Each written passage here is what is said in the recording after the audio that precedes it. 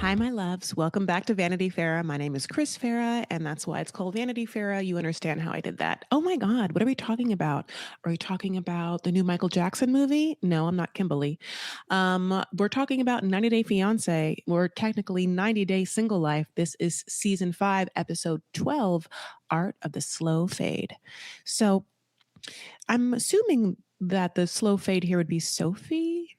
And I mean, it's not really that slow. Maybe it's someone else because it's definitely not Colty and Courtney. I mean, obviously, Kimbali is just meeting Wayne. Maybe it's supposed to be Gino and Natalie. I truly don't know. But listen, they named it that, and that is what they named it. Let's get in. So let's start with Kimbali. So Kimbali is in London now to meet Wayne, and she has brought her, trusty sidekick Jamal, who is only too happy to be on any sort of 90-day program. God bless. And I get it. I get it. It's really hard to get on TV. Even if you could, BA in theater arts, even if your whole life people are like, you should be on sitcoms, even if you start studying at theaters when you're 15 and get a BA and then go to comedy school, it's actually very difficult to get people to trust you being on TV. So I've heard. Listen, so Jamal and Kimbali are dressed to take on London town. They really look great. There's a lot of coats, a lot of sweaters. Even Jamal always is well dressed, truly. And he's like in this camel and brown two-toned number, if you will. And I'm happy for him. I'm happy that he knows how to dress. They're going to Derbyshire, which if you've listened to me, you know that I am wildly fixated on a show right now called Naked Attraction that is no longer airing, but it has like 6 seasons that was on British television, which is, a dating show where like first things first, you just see everyone's bits. It's just a lot like the first thing that happens are people are behind these walls that come up and like someone is picking someone, and the first thing that they pick from is like whether they like what's happening downstairs, and they have full frontal nudity on the show. And so I like to think that Kimbali and Jamal turned on the TV once they got to England and was like, what is this? Like I did. Wayne, has met Kimbali and has, bared the brunt of her being like, well, it's a medium flag that you're not taller than me, which is, sort of a mean thing to say, but he takes it in stride. And now they're going to go visit him. And Jamal's like, listen, if he lives in a castle, I'll just be like, hey, Dad. She's doing all the touristy things. They go to Windsor Castle. She says she loves the royal family. I'm like, what do you mean when you say that?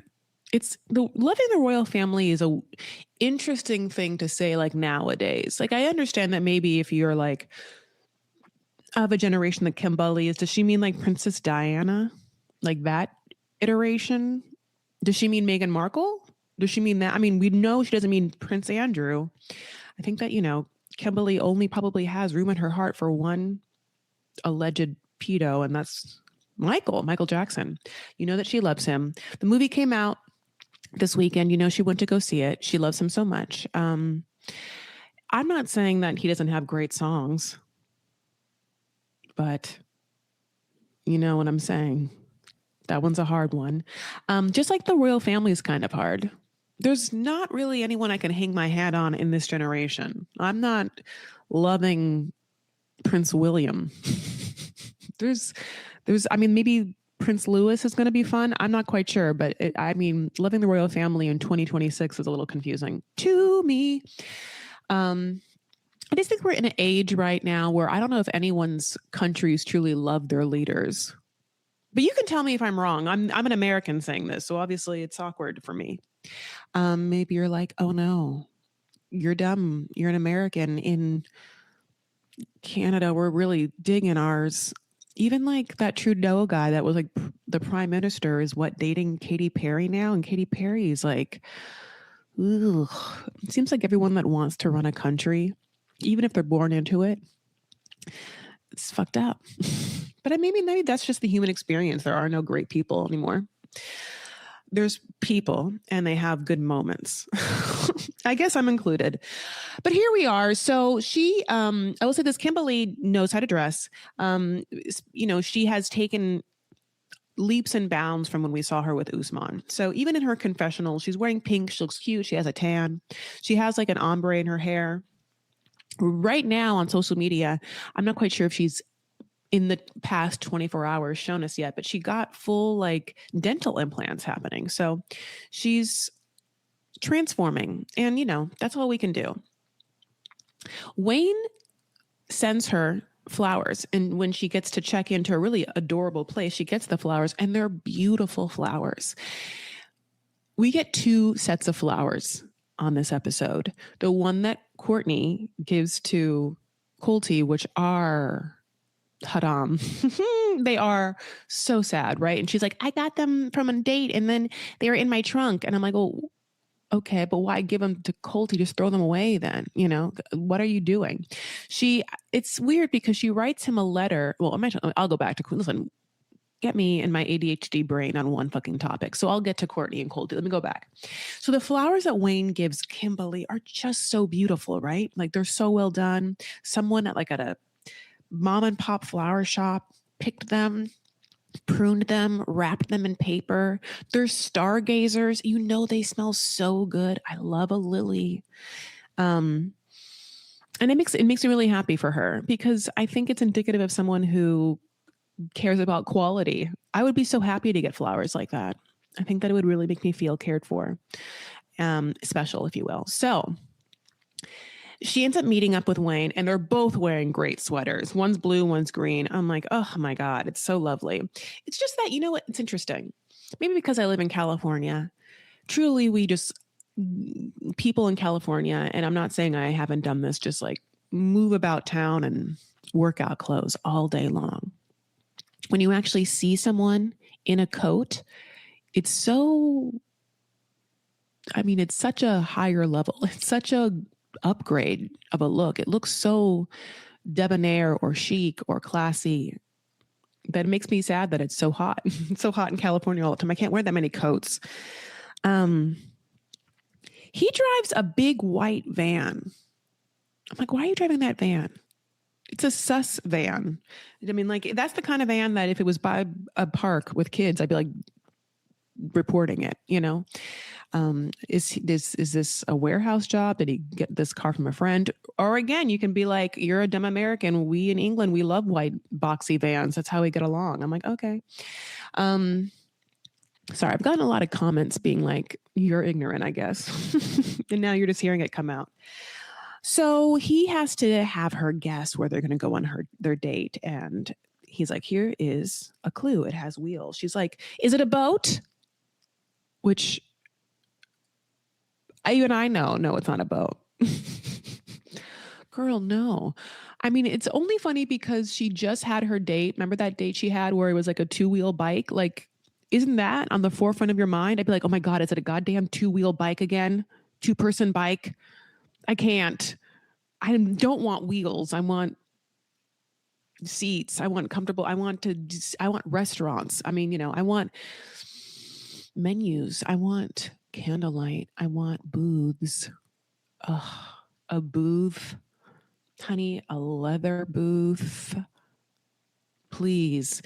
That and those fancy flowers. Okay, so he's like, no, it has steam coming out of it. She's like, me right now trying to guess? God bless. But it's, it's a train. And it's super cute. It's a steam train. Another thing that I really want to do in my life is go on that like Orient Express. I'm talking about the Oriental train. I'm not trying to use that in like the bad sense of the word. That's the name of it. Oh, the Orient Express, right? That's what it is. Oh my God. They go to like from Paris to Venice or something. How lovely. I think it's only like $1 million per ticket. So, someday when I'm awfully not alone, because someone's paying for it. So they get on this train, honey, and it's English time. It's 4:00 specifically because it's tea. They get to have them scones. Here's the thing. I'm just going to say, I love the concept of a tea. So I book teas for myself. And almost every time I sit down at a tea for like the 30 minutes after I've sat down, I'm like, oh no, I forget. I wish that there were more salty, umami, yummy, hot things involved in teas, but they're just so much hard or soft, bready breads, sweet breads, different kinds of levels of sweet breads, different flavors of sweet breads. I like a scone, warm scone, a little butter or clotted cream or like a little jam. Surely like that would be enough. But the entire, trifecta serving platters where there's just so many things, it's a little overwhelming. It's just so much sweets. I don't know. So I'm always like, please, even the sandwiches, you're like, this is too cold. Can I have like a chicken parm, sandwich with like some melted mozzarella? I don't know. But tea is so lovely. Especially if you can tolerate like a little cream in it. Oh, like a creamy tea, like a tea latte at 4:00. How lovely. Anyway, so I will just say this. So, I will say a lot of things. I have a whole podcast, tee. But when they're on this train, I can't help but look at this like lady in the back of them who's wearing what looks like a full, very thick fur coat. She looks adorable. She looks like someone's Nana, honey. And you would just kind of go up to her and cuddle with her, and she would tell you, sweet things in your ear in a very thick English accent. I'm sure it'd be RP, Queens. Queens British, honey, not an R to be had. And I also sort of would love to know what these people thought of a full camera crew and Kimberly's accent. I wish that they would just sometimes get looky-loos, or not even looky-loos, the background people to be like, what's your take on this? More than pillow talk. So that's my idea. So, we feel good about Wayne and Kimberly. We feel like they're into each other. They're like not afraid to be like, you're good looking. Kimberly's like, are you dating? Why? No, sorry. She's like, are you dating anyone else? He's like, no. And she's like, how are you single? It's always interesting when someone asks, how are you single? Who's also single. Like it happens a lot, right? Like on dating shows or even in real life, where like two single people, usually like getting to know each other on a date, will look at the other one and be like, how are you single? Well, babe, how are you single? And what do you expect me to say? I'm a nightmare. I have horrible high expectations. I'm about to write you off right now. I'm crazy. Right now, you are seeing a fake version of me, and I can't wait till you make me feel any sort of insecure or unstable, and then you'll really see the real me. Like, well, I have an addiction issue. You haven't met that person yet. I mean, there's so many things where I'm like, what is the actual honest answer you want to hear? Well, it's really hard to meet someone of quality. I don't know why I'm single. I would love someone to tell me. Because every time I think that I've found out why I'm single, I've like tried to remedy that, and yet I'm still single. So, but I think that the thing is, a lot of people are single of various looks, of various statuses in life or whatever. I think that we're in the age of single instead of like the age of Aquarius. But if you're listening to this and you're booed up, God bless you. I think that there's something to be in a relationship. I think that two people grow from it. And I definitely understand that not everything's perfect and you have to work through things. So I think that either way, there's a little bit of a struggle and maybe a little bit of a wondering if this is it. But for Kimberly, she's in the middle of dating and I'm happy for her. Let's move on to someone who I really wish would stop dating a certain person. And that's Courtney and Colty. So as I said, she's the other person that hangs the flowers of the episode and hers are real shitty. And she also writes Colty in like a sign where it's like, he's going to know it's you. You don't have to bring that sign. It's awkward to hold. When he shows up, he's blonde. I'm like, who did that? Did Diana dye your hair for you? And it's like this gingery kind of blonde. It's like, strawberry, I guess is the word. So in his footage, he has recorded himself with Diana while in Brazil. And he had said, I love you to her. I'm interested. Yeah, I am also interested if Diana allowed herself to be like in this footage did 90 Day Producers think to go to Brazil and like tape them at all with the actual cameras? Or are they just so happy to have Colty do like some of the production work on their behalf and like save them money? It's just interesting. So, you know, Courtney shouldn't pick him up, and her parents are obviously so upset, and she, you know, is mad at him, but also like still in love with him. She really is like they trauma bonded. It's interesting because, yeah, I saw them after Hunt for Love, and they seem to hate each other very much, or they didn't talk to each other at all. I like Courtney. Like, I think Courtney is probably, to me, the person in the entire franchise that I wouldn't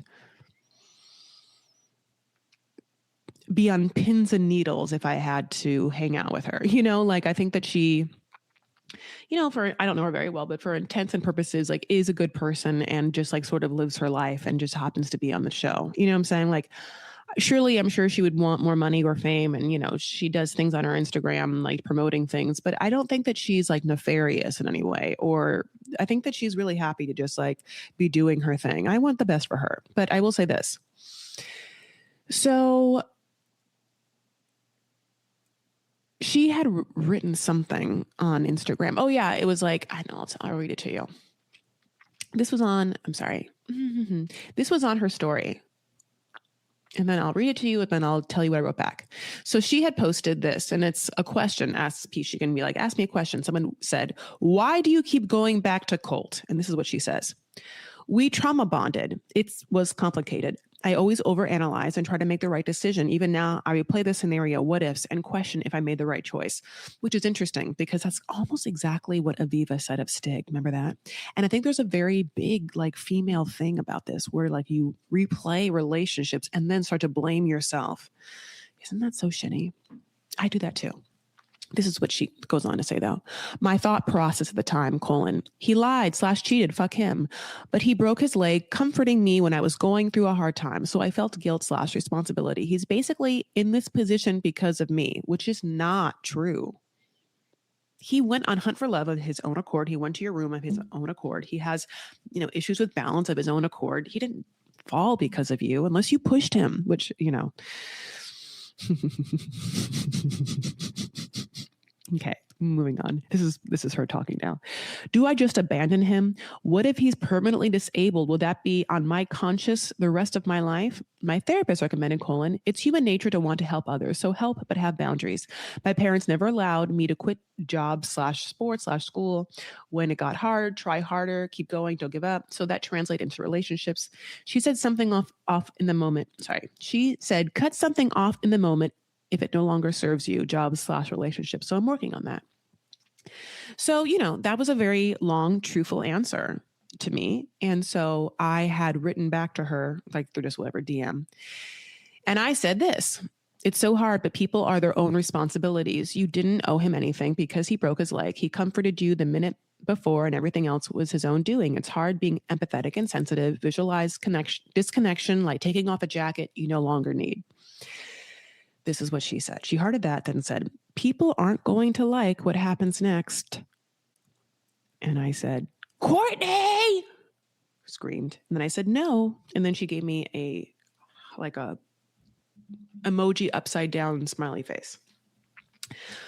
Okay, so that's my intel for you, and I think it's pretty good. So he shows up, honey. As I said, he dyed his hair, you know, who knows, or Diana. He also has this like puka shell necklace that like, you know, maybe is like Brazilian. It also looks like a snake, which is what he is, like wrapped around his neck. And I'm like, also like, could that be a snake? And, you know, is that venomous?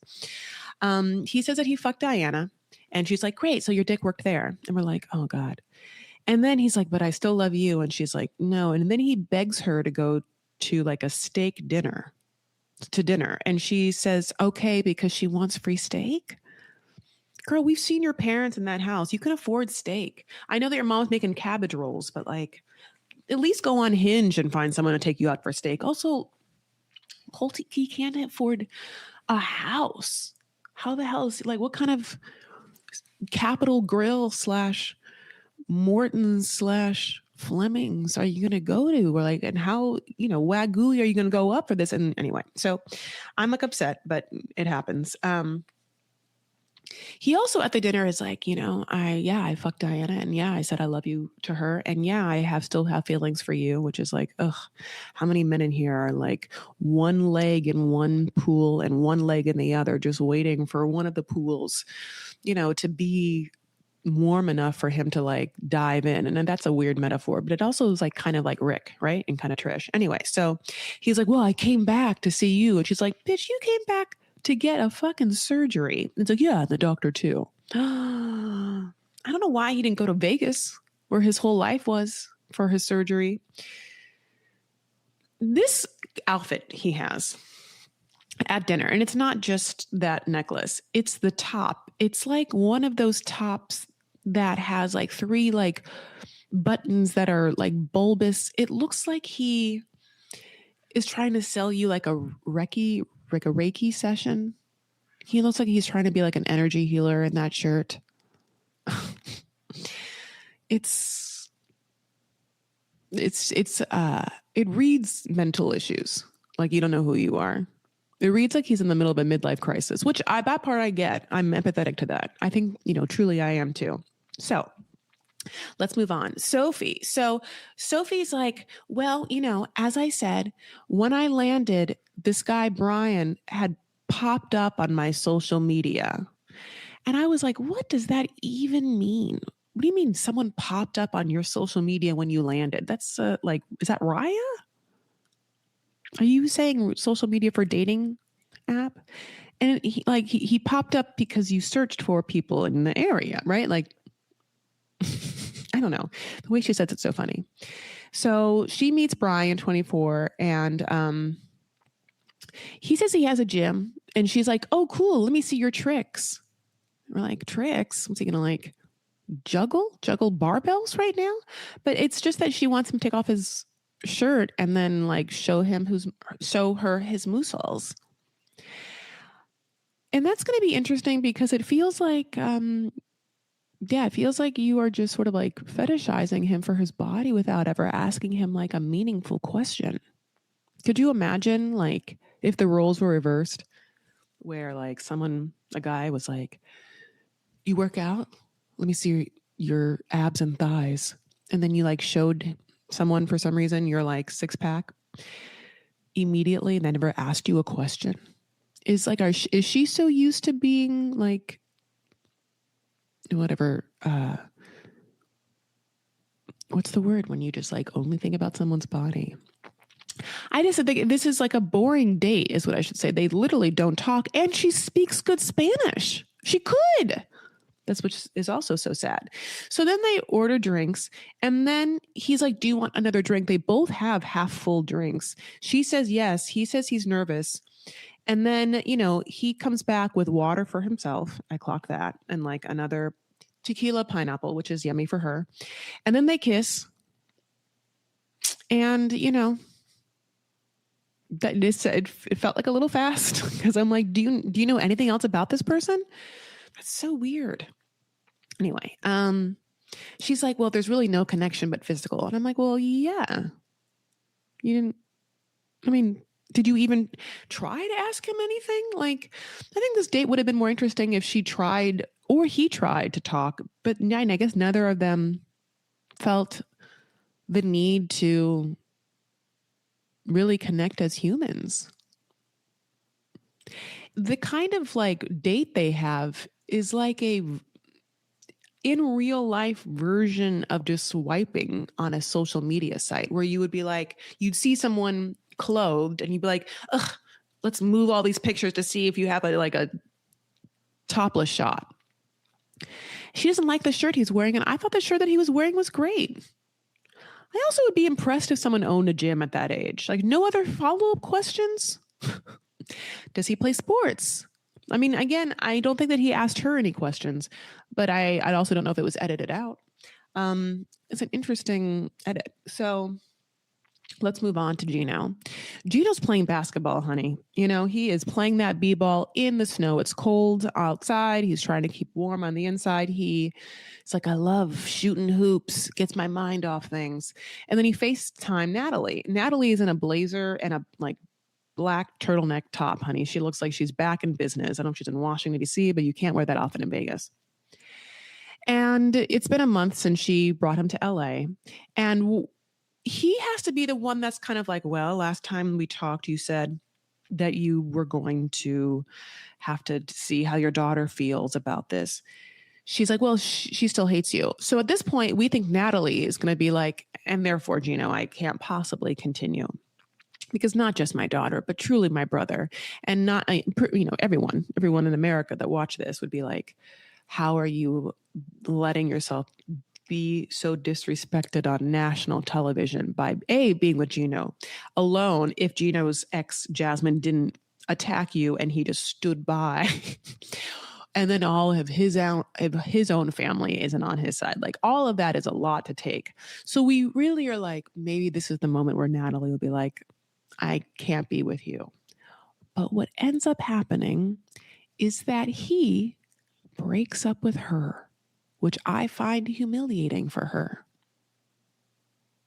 He's like, yeah, Natalie, I thought about it, and I think that, when it comes to us, I really think that we're just really good friends, and I really want to have you in my life as just friends. You live in different states. Would you just want a friend to take you to the strip club? What, teach you how to like throw money like that? To how to make it rain? Why? I said this last episode. I think that she must have a humiliation kink. I really do. I can't imagine a world in which like this person moves through this world. Unless, the other whole thing is that she could be, of course, a paid actress, which, like I said, it's hard to be on TV. Jamal's like, sign me up. You know what I'm saying? I've tried to be a paid actress so many times, not in reality shows, except that I did, apply for Traders and this season, and they did not call me back. But maybe that's her thing. She's like, yeah, Chris, I have a fucking MFA from Yale. This is Natalie talking. And I've been trying to hit the boards. I've been in many off-Broadway shows. I've had many pilot seasons where I got really close to network, they said, and I got nothing. And this is the most work I've gotten. I'd be like, okay, Natalie, fine. Okay, I get you. I feel you, Natalie. Okay. Still, I would just change my name on the show. And I would be like, you're never going to film with my family. Or I'd be like, cast my family too. Okay, so Natalie after this is like, you know what? I deserve more. And it's like, you deserve more therapy. You deserve to understand why you would put yourself in this position after being on. I don't know. That was a hard watch. I would rather see Gino with equally yoked women of his caliber. Like, kind of weird, awkward as women. Like, I would rather honestly see him on a date with like someone that matches him more, because then I could believe it. This is too hard. Anyway, let's move on to Vanya. So Vanya's been traveling, honey, in Ibiza, and she's been having the time of her life with her cousin, except that Tony is like not dealing with it well. He's just like, his whole thing is that he wants more communication, but communication, I think, to him is like, you need to call me 3 times a day, and each conversation has to like last for 20 to 30 minutes till I'm satisfied. And every time I text you, you have to write back within 2 minutes. Like, that's Tony's version of communication, I think. And Vanya's like, I'm on vacation, so I will text you back when I can. There's also like, time differences. And I want to call you like once every 2 days, maybe. And I want that phone call to be like, as long as I can bear it, until my cousin's like, let's go. I know it's hard to be in relationships, so you do have to make time. Maybe, I think that there is a happy middle ground. Like, you should want to check in by, voice, like 24 to 48 hours, especially if you're abroad, because there's a time difference. And also, You want to let someone know that you're thinking of them. And so it's almost like for Vanya, I wonder if she ever texts him things that she sees throughout her day that reminds her of Tony, like, oh, I'm in Ibiza. We're in the grocery store. Look at the deodorant they have here. Do you want me to bring you some home? This might be, might be strong. Ibiza's really hot. People dance for like 72 hours at a time. They sweat a lot. So like we might want to try this, this one. She also says that, and this is maddening, she's like, last night was so much fun. We were like traveling and we're like dancing, except that we had a really bad night because he kept texting. And I want to be like, where's the cameras? Then show us that footage. I would love to see footage of like her at the foam party.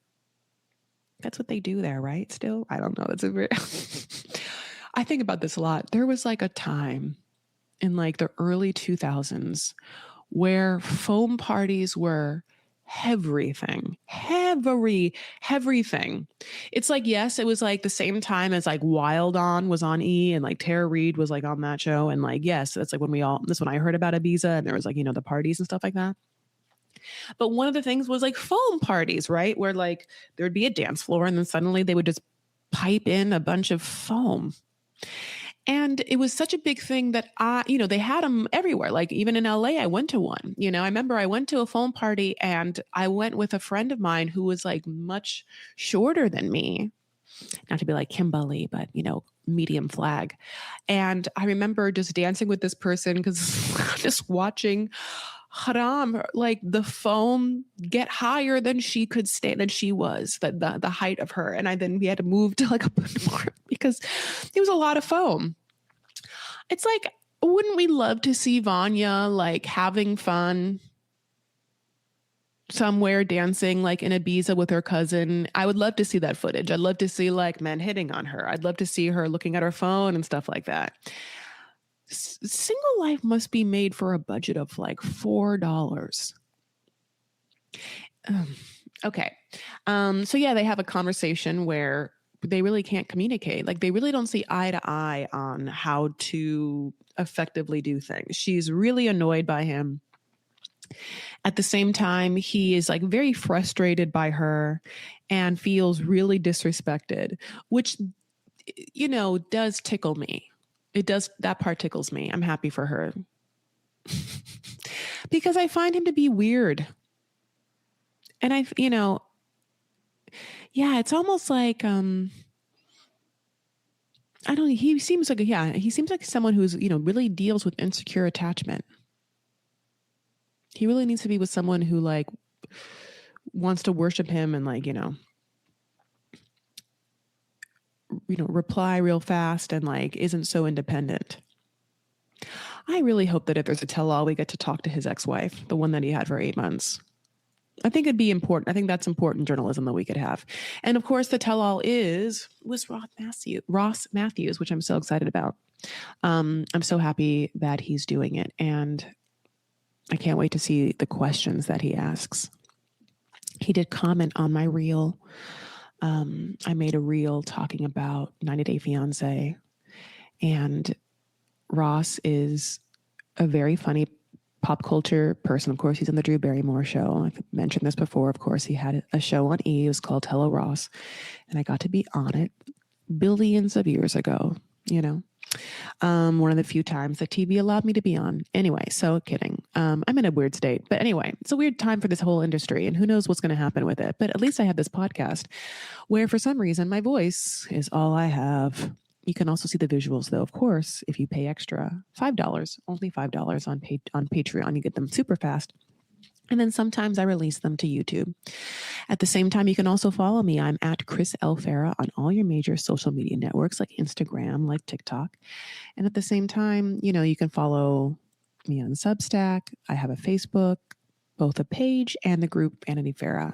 All of that exists. And I certainly appreciate all of the really loving comments and kind words I've gotten ever since launching the solo podcast. But, everything. I've gotten such nice comments on my reels recently, which is like such a validating feeling. And I'm wildly appreciative of it. So let us, my loves, take 2 breaths and be on our merry ways. I really hope that as we end spring, as we end April, as we like look towards may you find love. May you find happiness / joy. May you find really fun nights and really full and productive days, as well as nights and days of absolute rest. And may you find souls that mirror back all of the beauty and warmth within you. Okay? So, truly, to those listening, that feels like any good part of me sort of is what I feel like I get back mirrored from comments or reviews or anything I get back. Like it's and it's just a lovely, it really is making me feel like really happy, even though it sounds like there's no happiness in my voice right now. It's because I have acid reflux right now. So unfortunately, my like own health issues are making me annoyed, and my throat hurts, but I'm moving through it. You know what's really hard? I think I'm in a midlife crisis mixed with perimenopause, which is like timed really horribly for women, right? If you're a woman and you feel like your midlife crisis is at the same time as perimenopause, is that what it's always going to? Yeah, is that what it is? That's what this is. It's like really difficult because then you have like a bunch of mental and physical things happening. Plus, it's like hormonal. There's like, what can you do? And how do you decipher how to fix certain things? Yeesh, bageesh. Okay, 2 breaths. And the breaths are truly right now, I'm very happy and I am totally fine. And I hope wherever you are listening to this in this moment, that you feel safe, happy, fine. So let's plan ourselves if we can and be thankful for the very present moment that we're sharing. Okay, babes? 2 breaths.